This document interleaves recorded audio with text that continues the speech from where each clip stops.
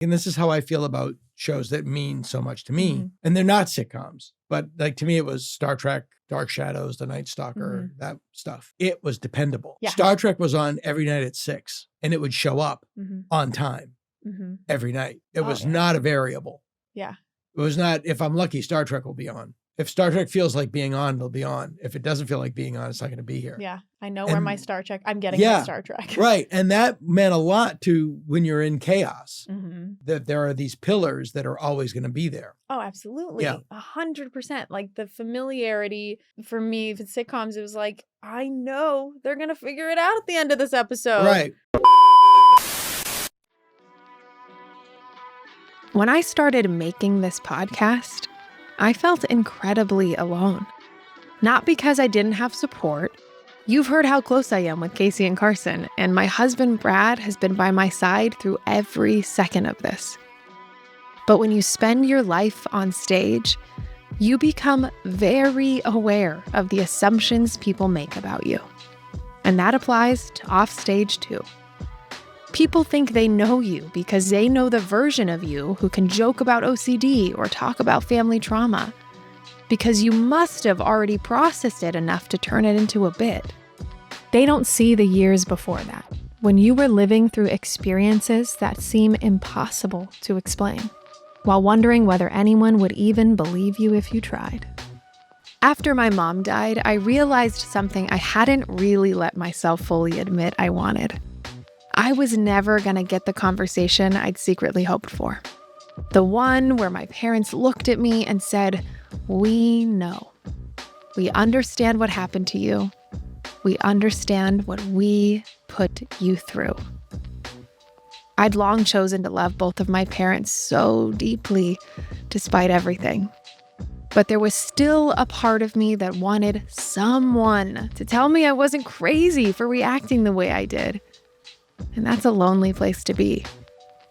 I wanted someone to look at the honorary black sheep of the family, the kid who got arrested for shoplifting school clothes, illegally entered Canada, aka ran away to Canada. Uh-oh, another detail of the Canada story. I wanted them to see the girl who didn't drink, didn't do drugs, but did have intense outward struggles with her mental health. And then have them say, yeah, that makes sense. It wasn't your fault. We know you were trying your best. So, I made this. I told my family everything. I filled in the gaps. I gained 2 whole brothers. I started brand new relationships with people I'd wondered about my entire life. Friends started calling me saying, "Girl, we need to talk." Family members started sharing stories they'd never told me before. Now, at this point, I bet some of you are thinking, okay, yeah. Can you get back to the cliff you left us hanging off of last time where you said you only had one last thing to do? Also, by the way, no sitcom scene at the top of the show? What in God's name is going on here? To that I say, you're absolutely right. We're barreling towards the end of the line here, full steam ahead. But the thing is, what you may not realize is that this podcast isn't going to end with my story. Oh yeah, another big reveal. We've got big plans for season 2, including a Patreon that'll give you a chance to help support us making this dang show. More on that later though. Because the thing that's been the quickest shortcut to feeling less alone, that has stopped me from now and then breaking the fourth wall Ferris Bueller style. Life moves pretty fast. And I wish it would move faster, am I right? Is the unexpected door you open when you're totally honest about the weirdest parts of your life. Well, I thought about that. I said, what if when I was in high school, I suddenly find out, I have other siblings by my dad. I don't even know what that would have done. It was... That's a shock. Yeah, it's not a usual circumstance. Actually, surprisingly common now that I'm sharing the story with people. You hear a lot of those kinds of stories, more than you expect. Turns out the quickest way to stop screaming into the abyss is to meet the people already standing in it, waving right back at you. So, before we get to the rest of my story, before we find out how my family reacted after hearing all of this, by the way, I genuinely don't know yet. I'm writing this before we've had that conversation. But before we hear what the brothers I just met thought about me making this podcast, and before I figure out what the HE double hockey sticks comes next. Oh, what language! My ears are burning. I wanted to share a few of the stories that made me realize maybe my life wasn't written for some bizarre TV show absolutely no one else had ever seen. Maybe there are just a lot more people in this cast than I ever imagined. And that's why you might have noticed that over the course of the last 8 episodes, I've kept asking you guys to send me your stories. And boy, have there ever been some really astounding ones that have hit our inbox. Take listener Carrie, who reminded me that stories of secret families can go back generation after generation. And yet, hearing them will always manage to stop me in my tracks. See, Carrie's grandmother, Dahlia, was married to her grandfather, Dick.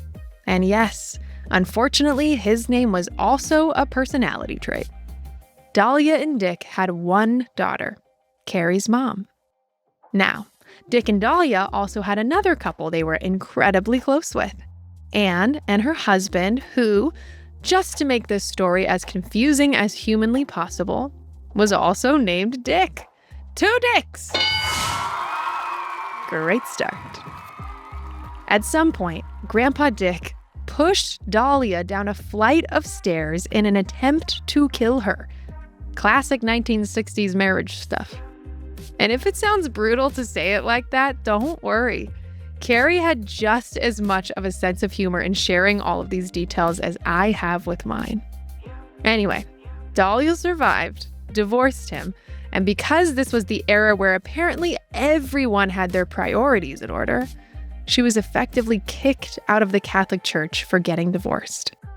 Meanwhile, her daughter, listener Carrie's mom, was beaten by nuns because she was the child of divorced parents. Jesus Christ! No, seriously, I thought JC was supposed to be all about love. Now that's religion. So after the divorce, Grandpa Dick stayed single. Or so everyone thought. Years later, the other family friend, that Dick, died. And his wife, Anne, became a widow. And then, completely out of nowhere, Anne married Grandpa Dick. A dick swap! Except, it turned out this wasn't some late-in-life romance.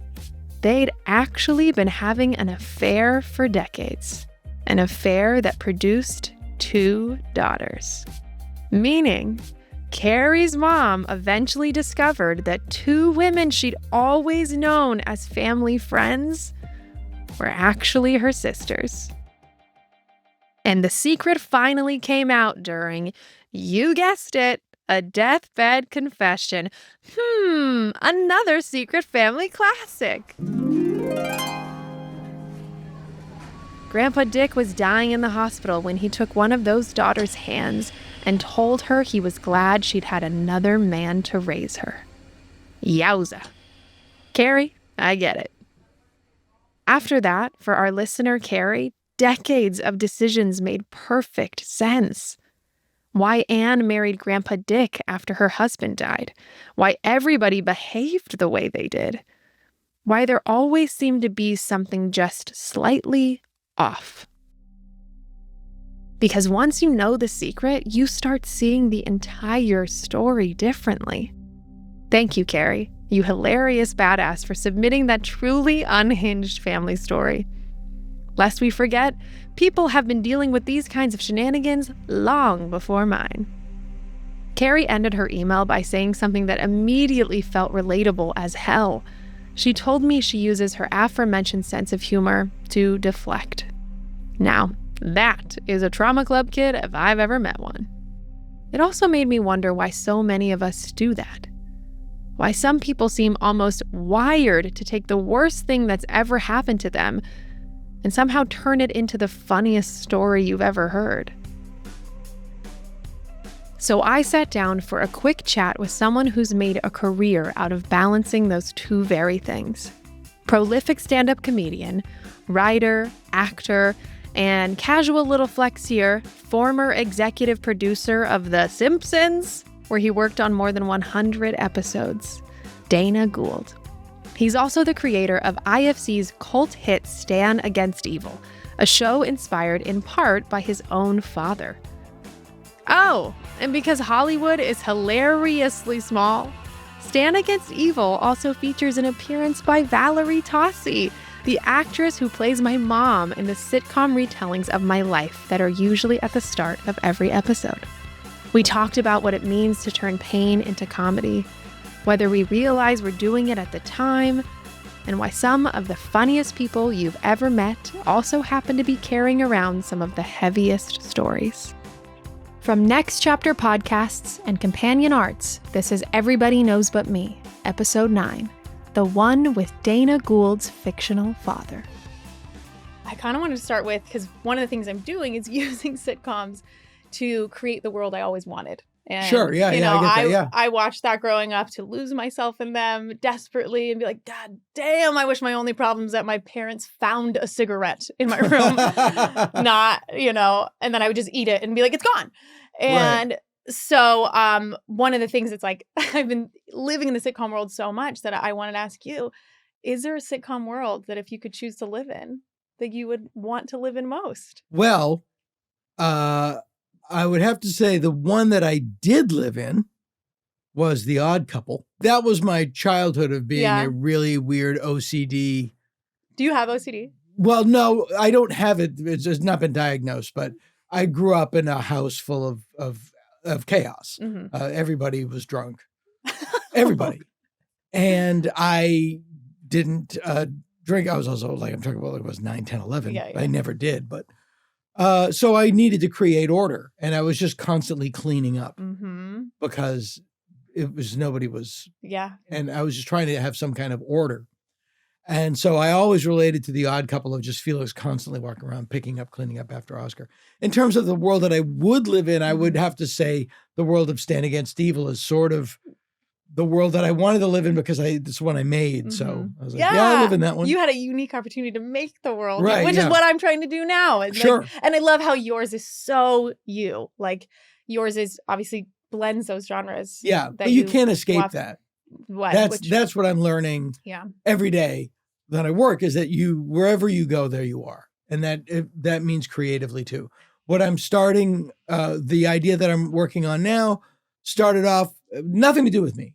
And I was like, oh, it's me. When did it become you? Did you know it was happening, or was it a moment that you said, oh, no, as you get into it and the onion peels, you go, oh, there it is. Damn. I mean, I relate to that so much.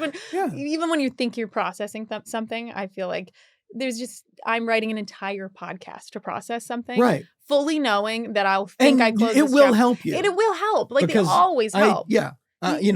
I did a one-man show in the early 90s called Insomnia about when I first kind of crashed out. And it absolutely helped. Yeah. It closed a huge... I'm so curious about this one-man show. I'm not going to lie. I was talking to Candace about it, our mutual friend. And because I actually, on the podcast, I detailed that I tried to commit suicide. Sure. And then something that the podcast listeners don't know, but they find out now is your girl tried again. She was like, I didn't get it right. So I tried again. And part of that was a lack of sleep induced. Yeah. I went months without sleeping and I felt like I was going insane. Oh, you were. And I say that from experience. Yeah. Yeah. So it just like instantly I wanted to learn more about this and at what point, because I remember being in the mental hospital and as I'm like seeing, there was there's certain things that I think are so funny that some people might not. Being in the mental hospital, there was like a schizophrenic gambling addict, which I thought was hilarious because he kept making bets against himself. And he was still losing. And I was like, buddy. Like, you could win this. Yeah, there are so many great stories of Yeah. crazy people. I know, but then you also, it's like AA or the anonymity. You don't want to Right. reveal that. But I just remember so distinctly being in there and I'm like, girl, this is your second time. Yeah. If you don't get stand-up material out of this, you should kill yourself. Like, Yeah, I did know. you have that feeling? Sure. Oh, yeah. No, I mean, there was a period of time. There were a couple of periods of time in my life where my goal in the morning was just to get to midnight. I just have to get to midnight and then I can reset the clock. Mm-hmm. But I can't go any further than that. And this was, one of them was when I was a complete train wreck. Another one was after years of therapy. And, you know, in the middle of my divorce and, you know, when my sort of life, the ground under my feet was no longer safe. Mm-hmm. Yeah, it was just like, I just have to get to tomorrow. I just have to get to tomorrow. And what that does is, there's a stability.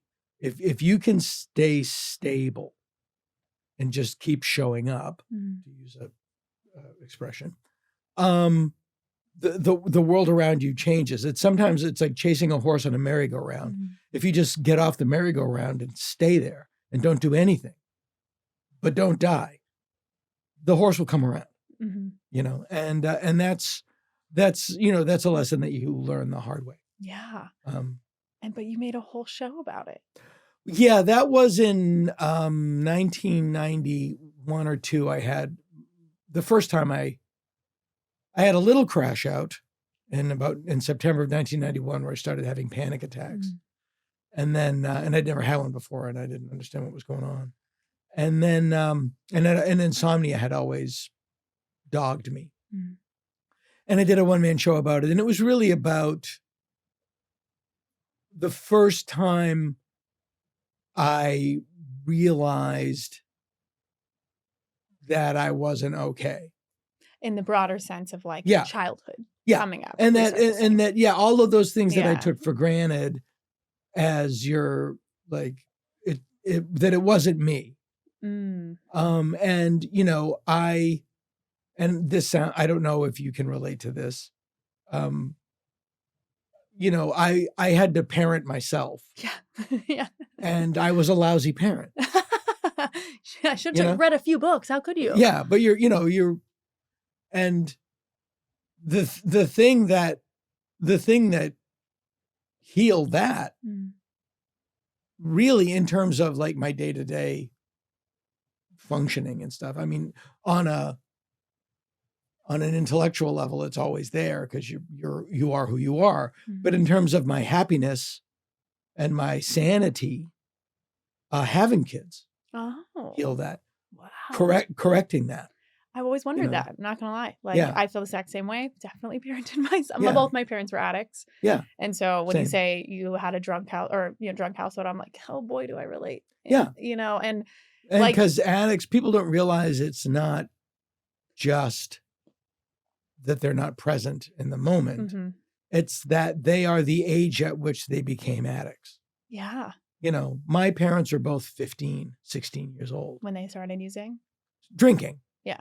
And that was the maturity level that we had to contend with when they were in their 30s and 40s and 50s. And even if they start later, it's their brain is reverting back to a space, you Right. know, it causes them to go back in time. Yeah. And I definitely relate to parenting yourself. And also you're parenting your parents. So it's not, you're taking care of yourself, you're taking care of the parents. Yeah. And so you that was starting to come up for you before this one-man Sure. show.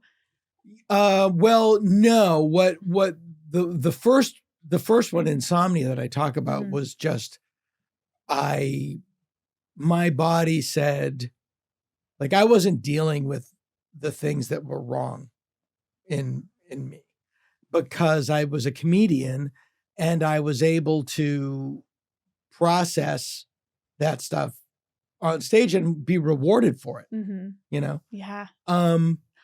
And what I learned was you don't have to be miserable to be creative. Actually, it helps if you're not, because it's not like that color is going to leave your palette.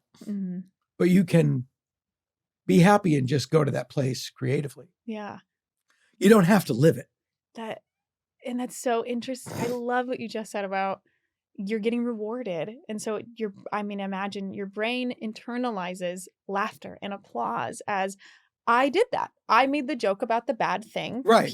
Everyone's on the same page about it. And money. Yeah. And you're getting People money. are throwing money at me. And you're like, I'm a therapist now. People are giving Right. me money for my problems. Right. And at what point did you like realize that you weren't processing? Because I think that's so interesting from an audience and a comedian's perspective. Like, I think in order to even get the audience to laugh, in a way, you have to have processed it more than not. Sure. But doesn't mean that you're done, because you also can't, in my opinion, I don't feel like you can tell the audience, you can't give the audience everything. It's probably too much. Sure. You kind of have to wade between the lines of what the audience is capable of understanding versus what my lived experience is. Because everyone has 100% sliding scale of like, if the worst thing that ever happened to them was, listen, don't hate me for saying this, if the worst thing that ever happened to you was your parents getting divorced, you're going to have a different reality than someone else that has had that plus. Sure. And so it is like a puzzle, that you're organizing to create these jokes. And then at the end of the day, you might not even be processing. Yeah, that's the thing. It's like there's you on stage and you off stage. Mm-hmm. And you're getting rewarded on stage for this stuff, but you don't have to live it when you get off stage. And that was what that first sort of creative burst of that show was about. And I think now that show is incredibly cringe. You think why? It's so naked and it's so raw. And I'm only 26. It's like I haven't really figured it out yet. But it was really, to use terms from sobriety, that it was describing rock bottom. It was the point where like what I was doing, the way I was living my life, the way I was parenting myself was no longer viable because my body said, I'm done. This doesn't work. Yes. I'm done. And if going on stage is the way that you are pimping me out, I will prevent you from going on stage because that's where I had a panic attack. I had a panic attack at 5 minutes into an hour-long set on a night when I had 3-hour-long shows. It was the 90s. We worked a lot more. And my body said, an hour? How many minutes is that? What? Yeah. And my body said, no, we're not going to do it. And I was like agoraphobic for a week and I had to kind of pick myself up and put myself back together. And then, that was the first stage. And then in a couple of years later, it happened again because I wasn't finished. And then I kind of became functional. And as I say,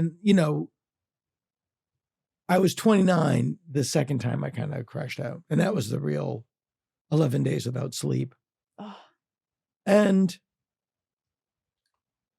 I meet people, I say this as a joke, but it's true. I meet people that knew me before I was 30 and I just blanket apology. I'm sorry. Sorry for who I was. I might be utilizing that soon. Yeah, I'm sorry for who I was.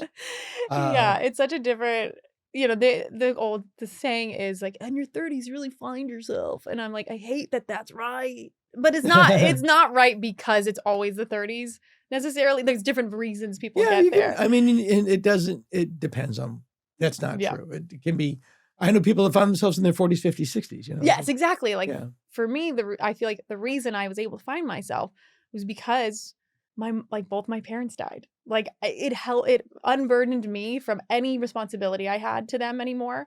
Yeah. And it happened to be when I was 30. So in my 30s now, I'm finally able to be like, what does Holly need? That's a really interesting thing. Who died first? My dad died when I was 20 and my mom died when I was 30. Okay. So you're very young. It was a really fun decade, Dana. Right.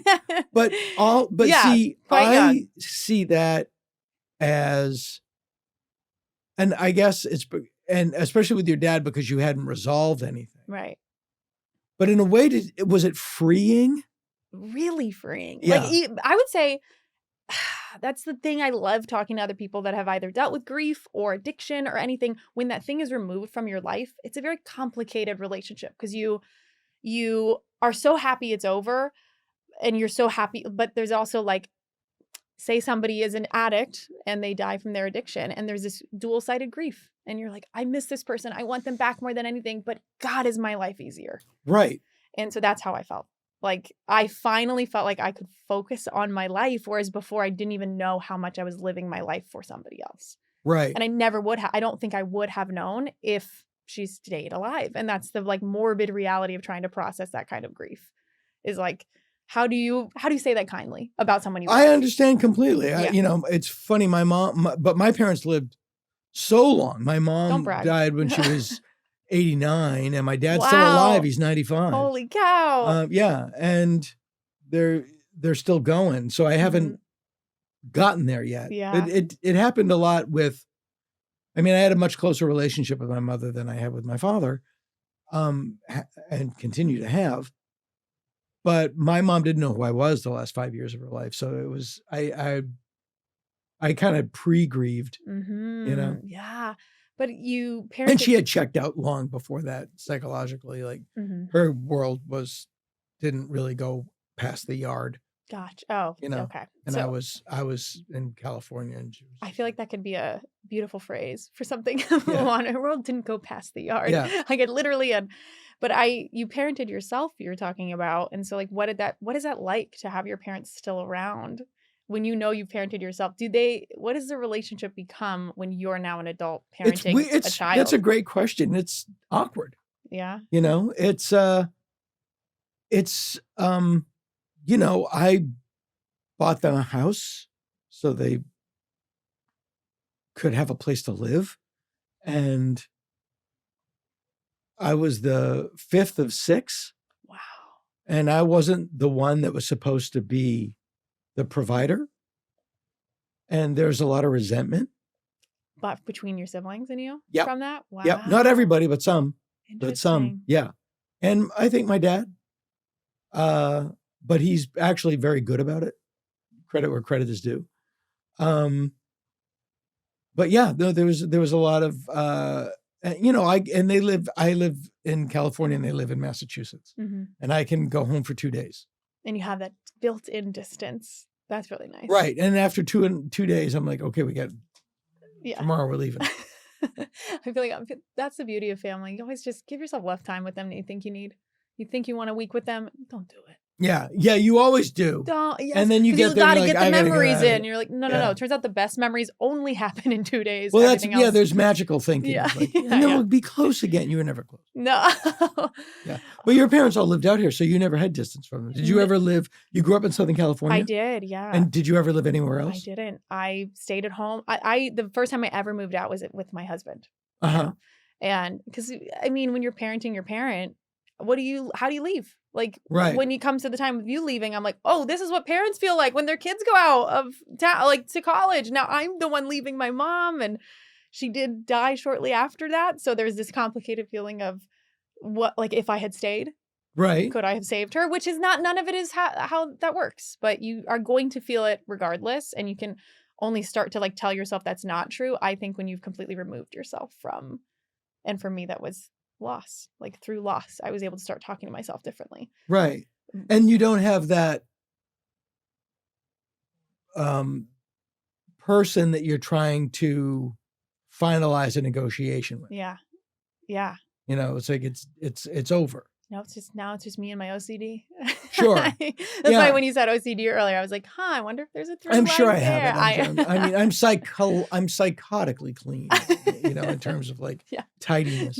I feel like I'm allowed to anoint you with OCD if I want to, because Well, my wife is like has the it's like living with a 12-year-old boy. She just comes in, it's just a trail of clothes, open potato chip bags. It's just like, she's completely. I'm curious what your experience is with this is as somebody that also had, alcohol or substance in the house. There was a dynamic that became like the power dynamics shift at times for me. And so I was almost like, because so much of my life had been mired in their addiction and really, frankly, ruined is a stretch, but really Colored, very generous, fucked up by their addiction. Right. That the power dynamics sometimes flipped, where it was like, you can't be mad at me. Like, you're not allowed to tell me. You're not allowed to express possessiveness over me. You're not Right. allowed to Sure. express any sadness over me wanting to do something for myself. Yeah. So I not only get that, it really was, that became evident to me in my first marriage, because my ex-wife and her family were insanely close, actually, very close. And to the point that her parents moved out from New Jersey to live a mile from us. wow. Lucky you. Well, if we had better boundaries, we'd probably still be married. And to me, it was so foreign because I had zero relation. It's just like I can do anything I want. One of my regrets is I didn't ask her father for permission to marry her because I didn't know that was a thing. Because no one ever told me. Also, I don't think it should be a thing. Well, but I understand. He's not going to say no. And if he says no, I'm going to say tough. But it's a nice tradition and it's a nice respectful. The point I was making is that no one ever taught me that. No one ever told me that. Right. Of course. I didn't even know that was a thing. Right. Or I don't think, I was aware of it, but I wasn't aware of its importance. Yeah. And my father's attitude towards us is you can live here till you're 18 and then join the army. That is so wild. That is not my parents were very stay here as long as you want, because also we are so sorry for the life we did to you. Yeah. But yours, so you had to get out when you were 18? Well, I did. I left I left for freshman year of college and that was it. Wow. And, but had I not gone, I would have had to do something. Wow. And that's why I'm very, that's why stand-up is so important to me, not only as a creative outlet, but for the life it gave me, because it allowed me to do everything I wanted to do. Man. Do you find the control in stand-up to be something that is just... Oh, perfect fit. Yeah. I'm talking. You don't talk now. Yeah, you have a lot of siblings. Also. I'm talking now. Yeah. I get all the attention. Thank you. I love it. Like I said, I don't know about you. I did a lot of other, before stand-up, I did a lot of other, I dipped my toe into sketch, dipped my toe into improv, and did all that stuff. And I was like, well, something about this is not clicking. And then the second I did stand-up, and I was like, I in charge now? This is what I like. I don't want to have to rely on anyone else because I couldn't when I was a kid. Right, yeah. Why would I want to now and trust that could work out? What were the things that gave you comfort You're interviewing me. Well, I'm curious. Well, what were the things that gave you comfort as a kid? Sitcoms. Okay, great. Greatly gave me comfort. I think it reminded me of a time in which everything went wrong, when my dad was working, right? When my parents were together and happy, and sitcoms I just was obsessed with, and comedy in general. Comedy in general, but sitcoms more specifically. And the other, I don't know if this applies to you in terms of where did you watch them? We had the family TV. Right. But it was on TV. It wasn't on your laptop. No. Okay. I was definitely, you had to catch the reruns on TV. Okay, great. That's Nick perfect. at Night. Right. Yeah. Because the point I was going to make, and this is how I feel about shows that mean so much to me, and they're not sitcoms, but to me it was Star Trek, Dark Shadows, The Night Stalker, that stuff. But it was dependable. Yeah. Star Trek was on every night at 6. And it would show up on time every night. It was not a variable. Yeah. It was not, if I'm lucky, Star Trek will be on. If Star Trek feels like being on, it'll be on. If it doesn't feel like being on, it's not going to be here. Yeah. I know where my Star Trek, I'm getting my Star Trek. Right. And that meant a lot to when you're in chaos. That there are these pillars that are always going to be there. Oh, absolutely. 100%. The familiarity, for me, for sitcoms, it was I know they're going to figure it out at the end of this episode. Right. But so dependable, so reliable, where I felt like they were my friends. And I wasn't worried about anything when I was in that moment. And they were also reliable in the sense that you could always find where to watch them, even if they were, even if you're not catching it the night it's supposed to come out, they're on. You're going to be able to turn a channel on and find a Sure, sitcom. yeah, of course, yeah. I wanted to actually pivot to talk about Stand Against Evil, if that's okay. Sure. I think that's I've been watching it here and there, but I wanted to rewatch it again because I know so many people that are on the show. Yeah, I was gonna say, it's you a probably really know fun half the- experience to see You all have that. to know half the names in the credits. But what was that like? I'm so curious because I am in the middle of fielding my family and their reactions to the piece of art I'm making about them. Right. And obviously Stan is inspired by your dad. Sure. And how did he would he have Utterly- even know? Like the character of Stan, would he care at all? Utterly oblivious. Really? Utterly oblivious. No, he never would have put it together. Yeah. I don't. Wow. I think my mom watched it. Even though he's saying things that you exactly quoted from him for the show. Yeah. It's also possible that he didn't even watch it. Wow. How does that feel? At this point, Yeah. it's fine. But yeah, no, I mean, I think for him, he can't, I mean, I don't think, I know. He can't go there. I don't think I think my dad looks at, because in my early career, I was on TV saying some really horrible things about them. Oh, yeah. And telling them, watch it, I'm on tonight. Utterly unplugged from any sense of their reaction to this, you know? Wow. And I think he learned early that he doesn't want to go there. And Okay. and I get in the same way that I don't want to know what's on my daughter's phone. Yeah. I don't want to see it. I think my parents would have been fine with this thing that I'm doing, but my aunts and uncles, they're responding in real time. And I was just curious. You said you talked about your parents really early when you were doing stand-up. Yeah. I know I've seen so much of your material about your relationships. And like, have you ever gotten a reaction from somebody about a joke you've written? Oh, God. Yeah, no, this is a huge thing. I was right out of the gate. I was very successful very early, for whatever reason. And I was on a big Showtime comedy festival, and I was 25, 26. Wow. And, Bob Newhart was the host, and it was, it was a big deal. And the bit I did was, it was like a false, it was like, oh God, remember the holidays? Like those people that fondly remember things that were terrible. And then I remember mom coming out in the kitchen on Christmas Eve, half drunk on cooking sherry. And then she goes into this horrible tirade about her sex life with my father. Oh, God. Or the lack thereof, which was fictitious. But it was just like a horrible thing done lovingly. It was a, arty. And I said, watch me, I'm on TV, without thinking they're going to see this. Yeah. Never. I look back on it now because as my kids say or do things, they're in their early 20s. I'm like, yeah, of course.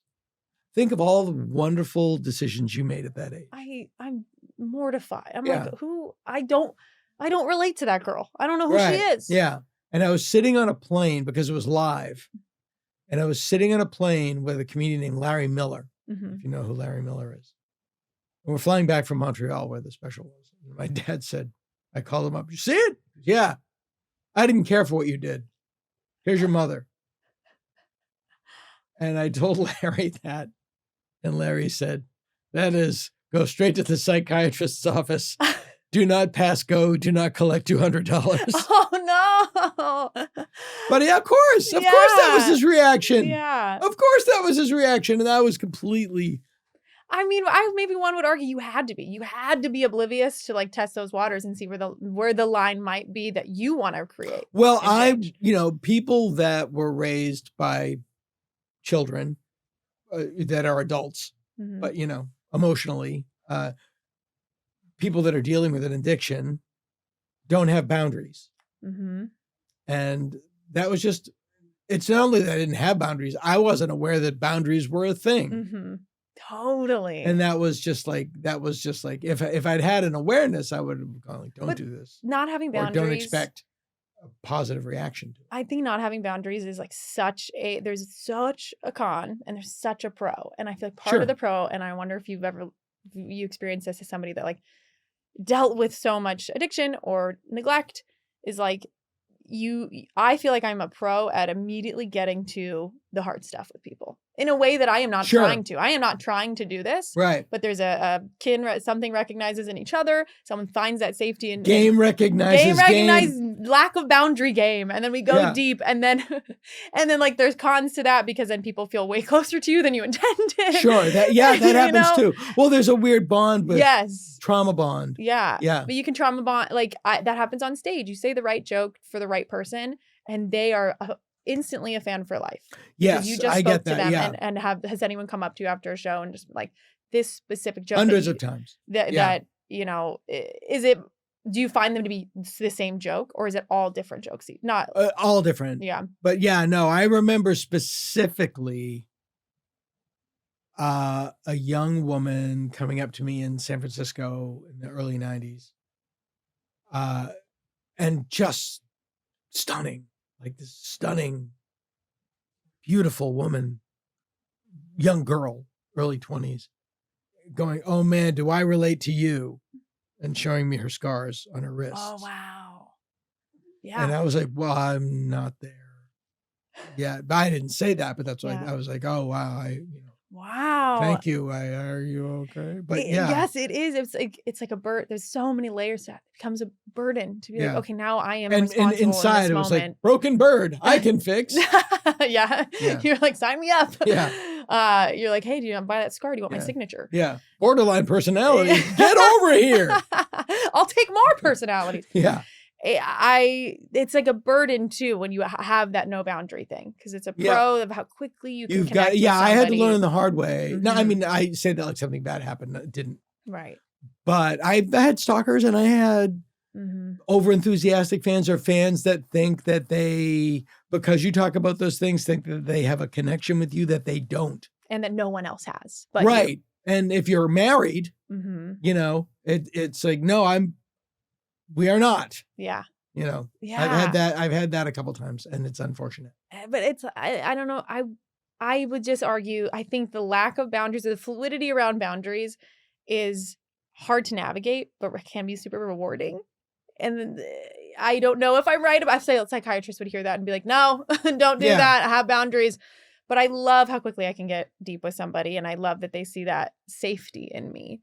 That's true. But you also, there's a sort of a rush to the center that you also need, because then it's awkward. It's like breakfast after a one night stand, So, oh my God, Dana, that's good. So, do you like sports? Yeah. Do you root for the home team, which is, of course, say it with me. Yeah. Now that I've seen your butthole, who'd you vote for? I don't know. I think the mascot should change for Gritty. Yeah. So that's also awkward. Oh, that's such a good point. I mean, we trauma and comedy will never be separated, but right. No, and I don't want them to be.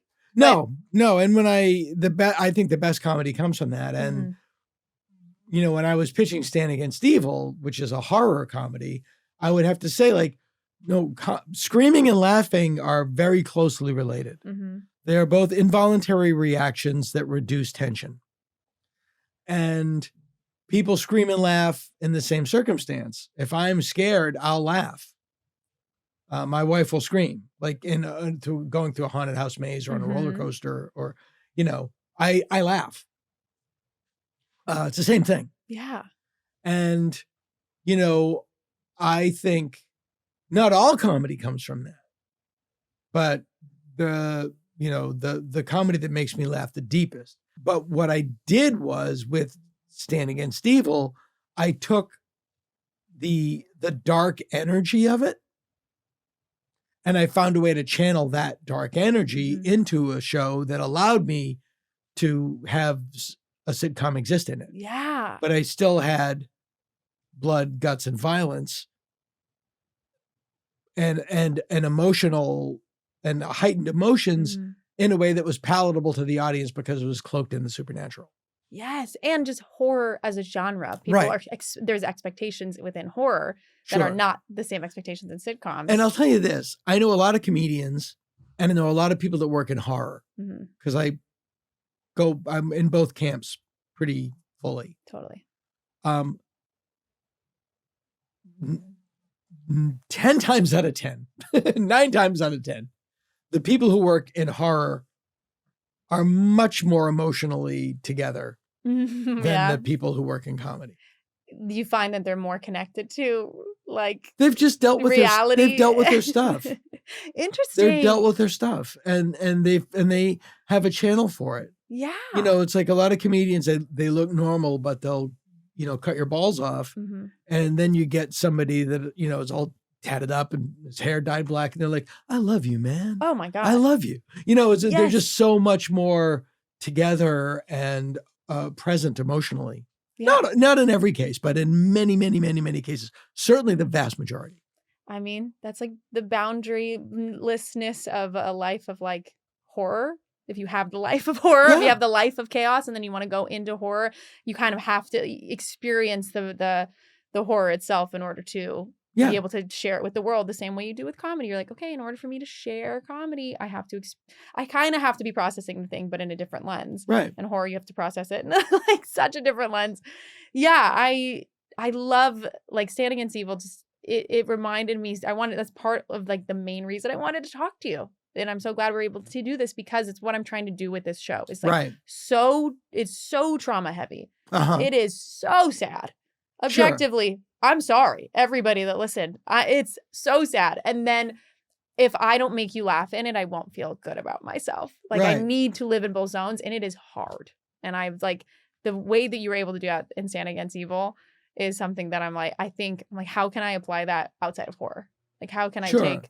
And you can do it. It's just you have to laugh at yourself and just be honest, and it will resonate with people. One of a movie that I'm fascinated by films or books or songs or whatever that were ahead of their time. Like they're better now than they were 20 years ago because people have been able to sit with them and ingest them, and the one the one that I come back to the most is the film Twin Peaks Fire Walk with Me. Okay. Which is a crazy dark, I'm just assuming you've seen it. I haven't seen it. No. It's drenched in drama and a really dark stuff. Really dark stuff. And when it came out, people hated it. Really? Yeah, hated it. It was in and out of the theaters in 2 weeks. Whoa. And made $4 million on a $10 million budget. And, but now it's considered a classic. It's a Criterion release because people were able to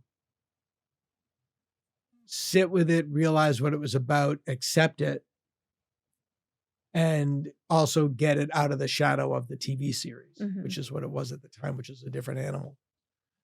And if you look at the other movies that came out at that time that were much more successful, but they're not important the way that movie is, I think this came out years later, but it was stuff like Honeymoon in Vegas. It was like, great movie, really fun, but it's not a Criterion release. It's not something that is still, showing at the New Beverly or showing at the Vista or, Lynch particularly is somebody that deals in all of these things unapologetically. And if people didn't like it, they're free to not like it. But that stuff stays. That stuff sticks around because it's got nutrition in it. It's nutritious. It's not just packing material. I feel like your work is, especially some of the stuff you've done in the past 10 years, it's like, it feels ahead of its time. Feels like people are going to be coming back to it. Hopefully, and looking at it. And I feel like maybe that speaks to your taste too, like you're saying, of the things that you liked when you were younger. and you liked the things at the time. So you're not trying to look at this thing and be like, this is ahead of its time, therefore I'm going to get in on it now. Oh yeah, sure. No, you're you just can't speaking your own sensibilities, and they just happen to be ahead of its time. And the merry-go-round will come around. Exactly. Yeah, the horse comes around. Beautiful. Dana perfectly captured what making this show has felt like. Taking the absolute hardest moments of my life, turning them into something entertaining, and somehow finding this wonderfully weird cult of people who get it. Our conversation also gave you a little tease at what to expect from Everybody Knows But Me Season 2. More stories from other people who got put through the ringer by their parents, plus more shocking family secrets, and came out the other side at least somewhat whole. Next week, I sit down with the aunts you've heard throughout this series and finally hear what they've made of this whole sitcom retelling of my very, very f***ed up life. They've been processing these stories week after week, right alongside all of you. I met my brothers. I finally did the thing I know they'd been hoping I'd do for years, even without understanding why I hadn't done it yet. After all, it's a lot easier to imagine the happy ending when you weren't the one the secret was kept from. So, what does my family think of me after hearing this story? What do my brothers think of this podcast? And after all of this, what do I think of me now?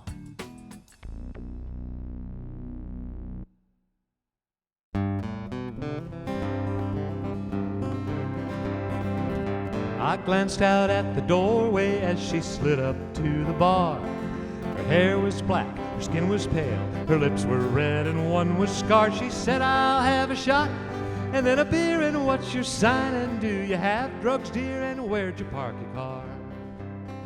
Everybody Knows But Me is a production of Companion Arts and Next Chapter podcasts. This episode was written by me, Holly Brown. Our lead producer is Pete Musto. Our associate producer is Ilana Nevins. Editing, sound design, music supervision, and original theme composition by Kyle Murdock. Our show artwork was created by Aaron Hill. Our videographer is Dalton Polivka. Our video editor is Alex Musto. Our animator is Justin Cortese. Our marketing team is TINK Media. Our executive producers are Jeremiah Tittle and me, Holly Brown. New episodes of Everybody Knows But Me come out every Wednesday. Follow the show on Apple Podcasts, Spotify, youtube.com/@everybodyknowspodcast, or wherever you get great content like ours. Also, do you have a story of family secrets or darkly funny drama that you want to share? We want to hear it. Email us at everybodyknowspod@gmail.com. And make sure you leave us a rating, review, or drop a dang comment telling us what you think about the show. Follow me at Holly Brown Comedy and the show on all social media at Everybody Knows But Me. And come back next week to find out what crazy hijinks the Brown family is in for on our last episode of Season 1, and hear more of the stories we tell ourselves to survive. I don't know, I've seen some weird ones, a wolf a piece or two. American Express card doesn't mean you're not a ghoul. Monsters like their cheesecake, oh, monsters like their cheesecake, monsters like their cheesecake too.